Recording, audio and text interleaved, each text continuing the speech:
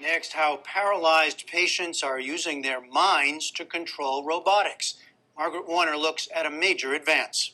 For the first time, researchers have shown that patients paralyzed from the neck down can manipulate robotic arms with their thoughts. A new report in the journal Nature documents 2 cases involving victims of brainstem strokes.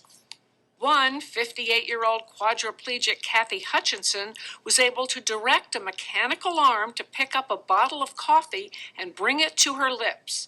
It was the first time she'd been able to drink without assistance in nearly 15 years. The so-called brain gate system relies on a sensor of electrodes implanted in the motor cortex of the brain, which controls movement. Simply put, the patient's thoughts are relayed from the sensor to a computer, which sends instructions to the robotic arm. Going to open the first email. In BrainGate's previous breakthrough 6 years ago, the patient was able to move a computer cursor with his thoughts. And for more on all this, we turn to Dr. Lee Hochberg, a critical care neurologist at Massachusetts General Hospital.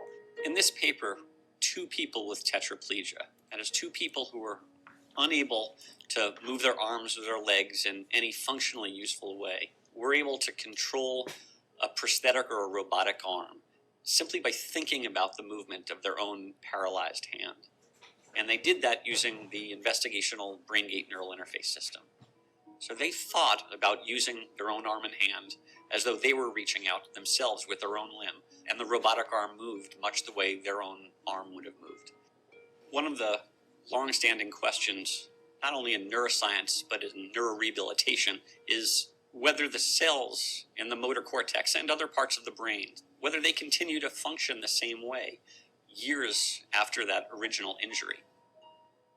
It is possible for people to use their thoughts to control devices, either a computer or a robotic arm. The way that happens is that we implant a tiny sensor, just about the size of a baby aspirin, just into the surface of the brain, and that sensor pick up the electrical impulses from a bunch of neurons. And each of those little neurons are like radio broadcast towers putting out impulses. And when they get to the outside, a computer translator converts the pattern of pulses into something that is a command. One of our participants was able to do something that, when all of us saw it for the first time, gave us all pause. She reached out with the robotic arm. She thought about the use of her own hand. She picked up that thermos of coffee, brought it close to her, tilted it towards herself, and sipped the coffee from a straw. And that was the first time in nearly 15 years that she had picked up anything and been able to drink from it solely of her own volition. There was a moment of true joy, true happiness. I mean, it was beyond the fact that it was an accomplishment, I think an important advance in the entire field of brain-computer interfaces, that it was really a moment where we helped somebody do something that they had wished to do for many years. This is the culmination of more than a decade of work, beginning with science at Brown University, that laid the foundation for all of the translational work that led from monkeys playing video games using their thoughts to humans being able to control a cursor in 2006 to ultimately to today's accomplishments.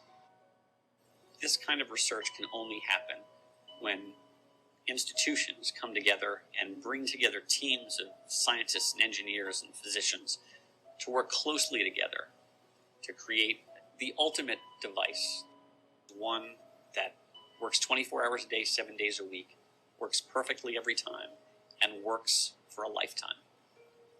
That's where we're all headed, and we still have some distance to get there. But to know that it's possible makes all of us quite encouraged about the future.